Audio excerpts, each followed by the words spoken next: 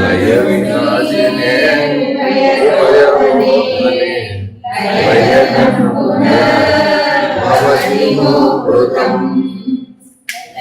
వినాశినే ఉభయరోధనే లయగతం పునర్భవతి no మృతం.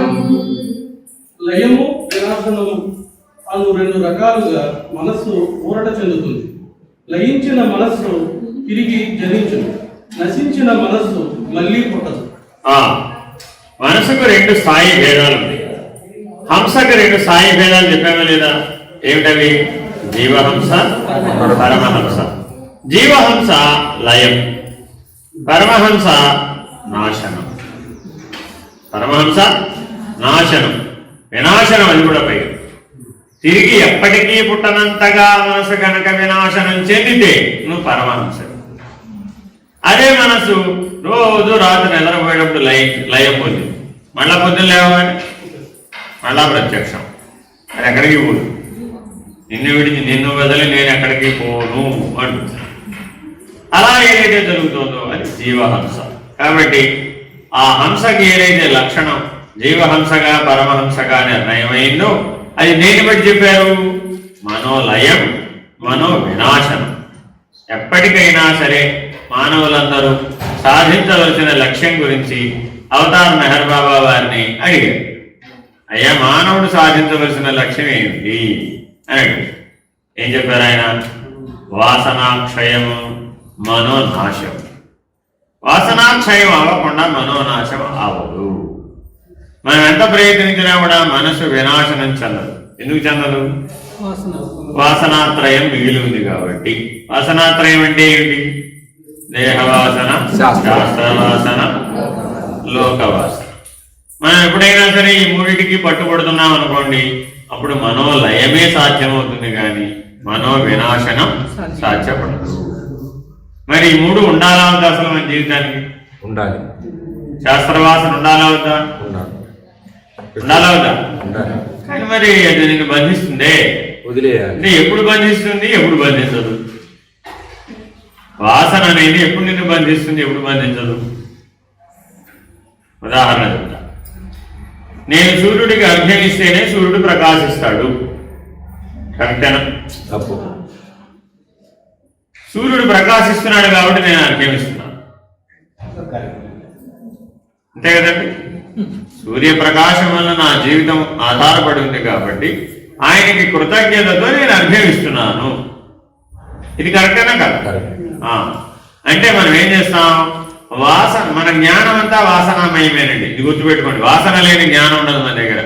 వ్యవహార జ్ఞానం అంతా కూడా వాసనామయమే, సందేహం లేదంట. నీ వ్యవహార జ్ఞానం అంతా కూడా నీ లోపల ఉన్నటువంటి వాసనా బలం చేతనే తయారవుతుంది. గట్టిగా మాట్లాడితే నీ ప్రారంభ కర్మ అంతా కూడా ఈ వాసనలలో నుంచే వ్యక్త రూపంగా నీకు అనుభవానికి వస్తుంది. అంటే నీ కర్మ యొక్క అవ్యక్త రూపం వాసన. నీ కర్మకు అవ్యక్త రూపం వాసన. నీకు ఇప్పుడు ప్రస్తుతం ఉన్నటువంటి వ్యవహార జ్ఞానం ఏదైనా కావచ్చు. మీరు అద్భుతంగా ఏదైనా చేయగలిగిన అంశం ఏదైనా ఒకటి ఉంటుందా ఉండదా మీ జీవితంలో? ఒకరు అద్భుతంగా మాట్లాడగలుగుతారు, ఒకరు అద్భుతంగా వంట చేయగలుగుతారు, ఒకరు అద్భుతంగా పాట పాడగలుగుతారు, ఒకరు అద్భుతంగా బట్టలు నేయగలుగుతారు, ఒకరు అద్భుతంగా ఇంటి పనులు చేయగలుగుతారు, ఒకరు అద్భుతంగా ఉద్యోగం చేయగలుగుతారు, ఒకరు అద్భుతంగా లెక్కలు వేయగలుగుతారు, ఒకరు అద్భుతంగా ఇలా ఏదైనా చెప్పచ్చు. మీ పనుల మీద చెప్పచ్చా చెప్పకూడదా? ఆ అద్భుతంగా చేయగలిగే శక్తి మీకు ఎక్కడి నుంచి లభించింది? మీ వాసన నుంచే. అర్థమైందండి? కాబట్టి మీ వ్యవహార జ్ఞానం అంతా కూడా మీ ప్రస్తుతం అనుభవిస్తున్నటువంటి పరిస్థితులంతా కూడా ఆ వాసనల యొక్క వ్యక్త రూపం. కాబట్టి మీరు దాంట్లో బయటపడాలి అంటే మార్గం ఏమిటి? వాసనాక్షయం అవ్వాలి అంటే ఏంటి? సాపేక్షంగా ఆచరించేటటువంటి వాటన్నింటినీ నిరపేక్షంగా ఆచరించాలి. అప్పుడే వాసనాక్షయం అవుతుంది. సాపేక్ష దృష్టితో నీవు ఏ ఒక్కటి ఆచరించినా సరే ఆ ఒక్కదానికి సంబంధించిన మిగిలిపోదు. అంతే.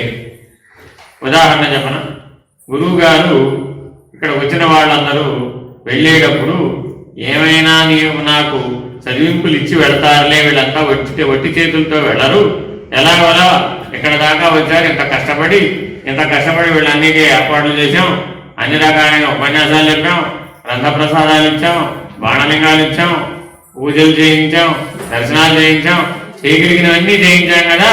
వీళ్ళు ఎలాగోలా వెళ్ళేటప్పుడు ఏదో ఒక అంశాన్ని మనకు చదివింపులు ఇచ్చి వెళ్తారులే అని అనుకున్నారనుకో. అప్పుడు అక్కడ ఏమైంది? స అపేక్ష. ఏమైనా అక్కడ స అపేక్ష, అదే సాపేక్ష. అర్థమైందంటే ఎప్పుడైనా గుర్తుపెట్టుకోండి. సాపేక్షతో ఏ పనైనా చేసావు, అది సత్కార్యమే అవ్వచ్చు కాక, కానీ ఏం మిగులుస్తుంది? వాసనా బలాన్ని మిగులుస్తుంది. మీ ఇంట్లో శ్రీచక్ర నవావరణ అర్చన పెట్టారు. ఆ నవావరణ అర్చన సత్కార్యమైనా కాదా? సదాచారమైనా కాదా? చాలా మందిని పిలిచారా, పిలవలేదా? పిలిచారు. అందరూ భాగం అయ్యారా లేదా? అయ్యారు. వాళ్ళందరూ కూడా వచ్చేటప్పుడు కనీసం కొబ్బరికాయ కూడా జాలేదు అనుకున్నాడు. ఈయన 1,00,000 రూపాయలు ఖర్చు పెట్టి శ్రీచక్ర నవావరణ అర్చన చేస్తుంటే మళ్ళీ ఆయన కొబ్బరికాయ జాలేదన్న అంశం నీకు ఎందుకండి? అవసరం ఉందని కానా? కానీ నీ మనసు నేనేం చేసింది? ఇప్పుడు కొబ్బరికాయ జాలేదన్న దగ్గర పట్టుకుందండి.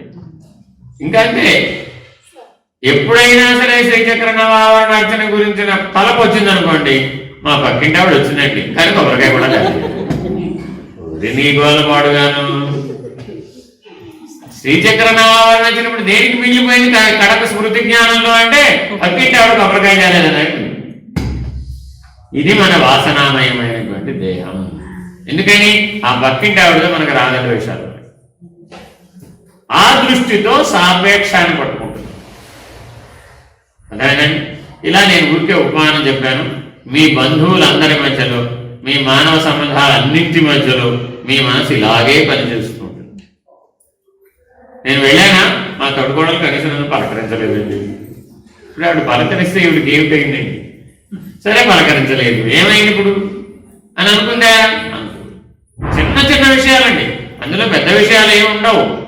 మీకేం బ్రహ్మాండం అక్కర్లేదండి. ఎవరైనా బ్రహ్మాండం ఇస్తారంటే మీరేం తీసుకోరు పొరపాటును కూడా. చాలా చిన్న విషయాలు ఉంటాయి, కానీ వాటి వెనక రాగద్వేషాలు ఉండటం వలన అవి బలవత్తరమైపోయి వాసనలుగా మిగిలిపోతాయి. అవే వాసనలు పునః జన్మకు కారణమయ్యే బీజాలుగా మిగిలిపోతాయి. అర్థమైందండి. ఉద్యోగం చేసేవాళ్ళ సంగతి చెప్పడం ఉపమానం. ఇవాళ ఎప్పుడు మా బాస్ నా టేబుల్ దగ్గరకు వచ్చి మాట్లాడతాడు, వాళ్ళ ఛాంబర్కి పిలిపించి మాట్లాడాడు. నేను ఎందుకు వెళ్ళాలి? అసలు విషయం చిన్నదేనా కాదా? కానీ ఎంత తర్క వితర్కం జరుగుతుంది లోపల, చాలా తర్క వితర్కం జరుగుతుంది. ఇలా మన రోజువారీ దైనందిన జీవితంలో ప్రారంభ భాగం అంతా కూడా దేహవాసన, శాస్త్రవాసన, లోకవాసనను అనుసరించే పని చేస్తుంటుంది. కాబట్టి ఈ వాసనామయ దేహాన్ని క్షయింపచేసుకుంటే తప్ప నీకు మనోనాశనం వీలవదు. కాబట్టి మానవ జీవితంలో తప్పక ప్రతిరోజు చేయవలసినటువంటి సాధన ఏమిటి? వాసనాక్షయ మనోనాశములు. చేయాలంటే ఏం చేయాలి? లయము, వినాశము అని 2 స్థితులు ఉన్నాయని, లయం అనేది తాత్కాలికమని, వినాశం అనేది శాశ్వతమైన పద్ధతిని గుర్తెరిగి నీవు మూలం మిగలకుండా, విత్తనాలు మిగలకుండా వినాశం చెప్పేటువంటి సాధన చేయాలి. తర్వాత